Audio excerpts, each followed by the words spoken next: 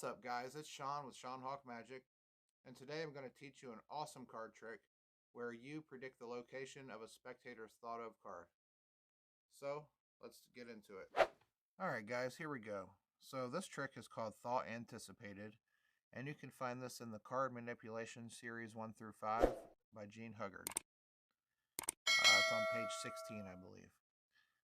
This is a really cool trick where you find the spectator's card simply by them thinking of it. So I'll go ahead and get into it. All right, what I'm going to do is I'm going to show you a series of cards, okay? And I'm going to count them out loud. I'm going to show you about 15 cards. What I want you to do is remember the card and the number for that card, okay? So here we go. 1, 2, 3, 4, 5, 6. In this case, I want to have the spectator remember the King of Diamonds at number 6.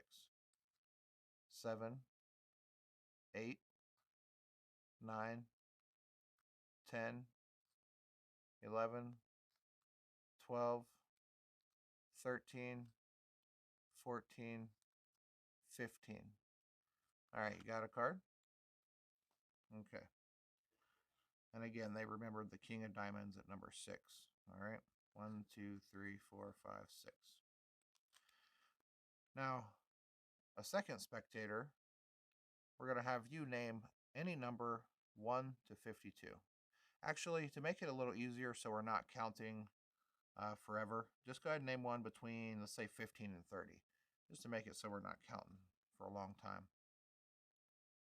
And what is your number? 20. Awesome. Okay, so you thought of 20, and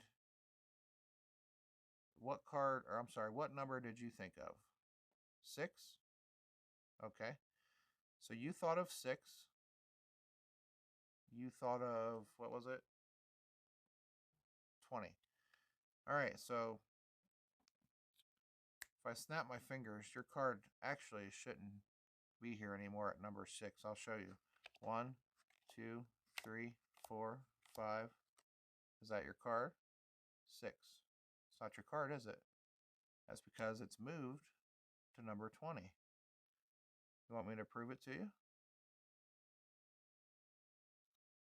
7, 8, 9, 10, 11, 12, 13,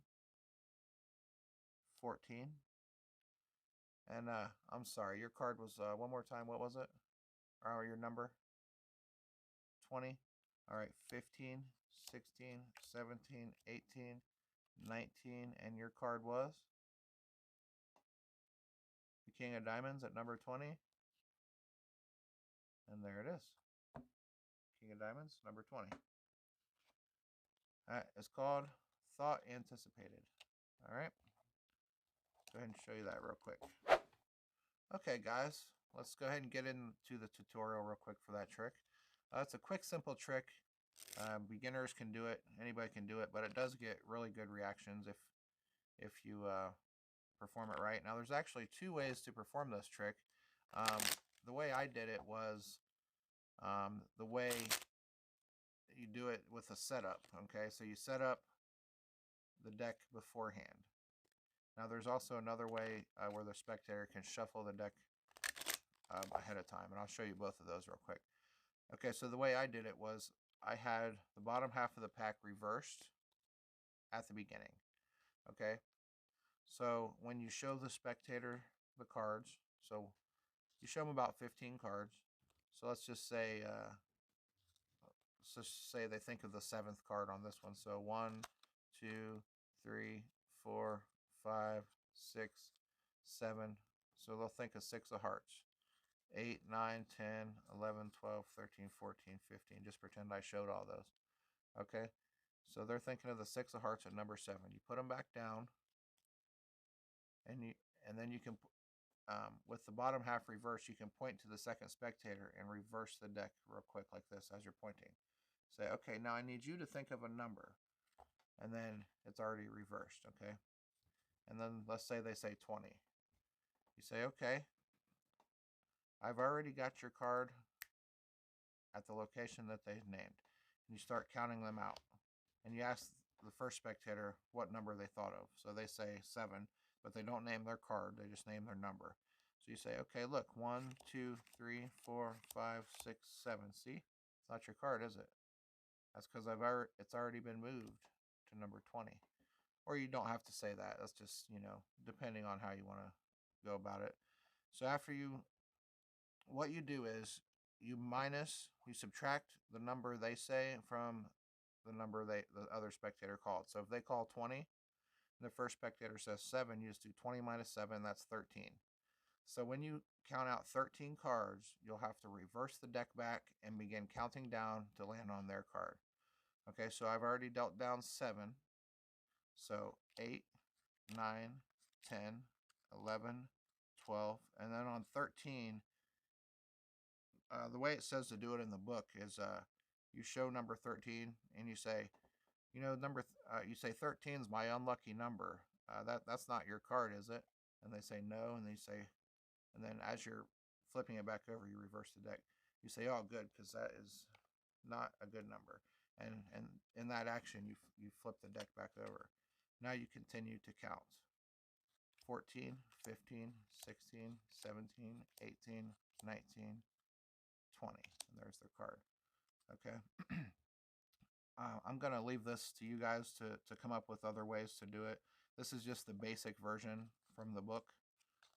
I'm sure there's much better pattern or much better ways to go about reversing your hand, but it's as simple as pointing or dropping a card by accident and grabbing it, picking up, anything you want to do. There's a million ways to go about it to reverse the deck unnoticeably. So I'll go ahead and show you the impromptu version. So on this one, the spectator can go ahead, they can shuffle the cards, they can cut the cards, and on this one you'll do the same thing. You'll show them the cards, tell them to remember a number in a card, and just to make it easier, we'll do 7 again.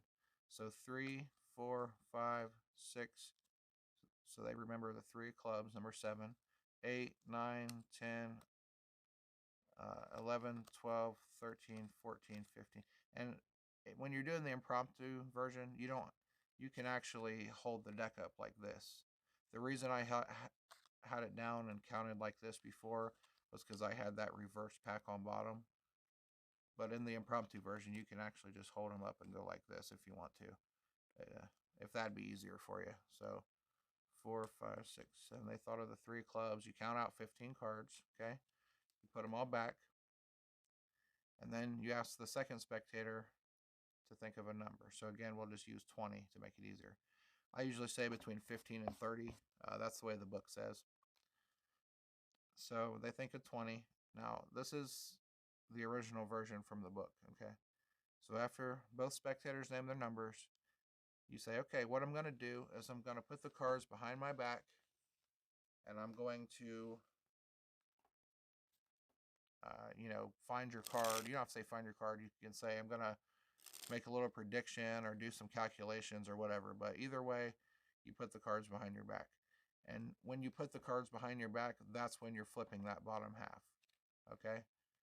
If you're a little more advanced, you can do like a half pass or something like that with the bottom half. You can just flip them over in front of the spectators like this without them noticing. But if you want to do the impromptu version, the beginner version, you can put them behind your back, tell them you're sorting through the cards behind your back or doing a calculation or anything you want to say, okay? So if you put them behind your back or if you do the half pass, either way, you can flip those bottom cards over and then you do the same thing. So if they thought of 20, and again, once you flip those cards over, you'll start with that side up, okay? So behind your back, you flip the bottom half over, all right? You also turn it over to where that bottom half is now up. So you can count out their 13 cards or whatever number. If they say 30 and the spectator thinks of 10, okay, then you'll do 20 minus 10, or I'm sorry, 30 minus 10 is 20. You'll count out 20 cards and flip it over. You just subtract the number the first spectator thought of from the number the second spectator says. So we did 20 and 7. So again, 13 cards. 1, 2, 3, 4, 5, 6, 7. And in the book, it also says to do this. You can say, I've already moved your card. Show them whatever card they thought of. Okay? And say, see, it's not there, right? And then you continue counting. 8, 9, 10, 11, 12, 13. And then you can say whatever you want. You can say, yeah, I'm glad that's not your card. That's my unlucky number. And then you lay it down. And then as you go to flip it back over, you flip the deck over. Or you can just do it nonchalant real quick like this. Okay? 14, 15, 16, 17. I flashed a little bit there, but 18, 19, 20. Just be careful because I just did it. But when you're counting, when you're pushing the cards off, make sure that those bottom cards don't pop out like that.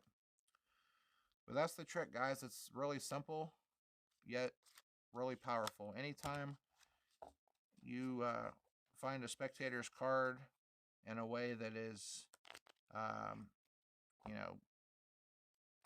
where you're not getting a peek, they thought of the card. So to them, it seems pretty impossible. I mean, if you're thinking of a card and you figure out where it's at, I mean, that's pretty crazy. So just practice that, and hopefully you learn it pretty quick. Like I said, it's real simple. I mean, I just read it a little bit ago and learned it in about 5 minutes. So you guys can learn it, and hopefully you liked it. And go show that off to your friends and family, and maybe blow some minds for some spectators. So hope you guys enjoyed that trick, and I will see you next time. Bye. So I hope you guys enjoyed that trick. Pretty cool. I mean, you're getting the spectator's thought of card without even doing anything except counting it out. So I love it, and it's pretty awesome. So I hope you loved it too. And thank you guys for watching. I will hope to see you in my next video. If you guys enjoyed this, feel free to give the video a like. And don't forget to subscribe. So until next time, see ya.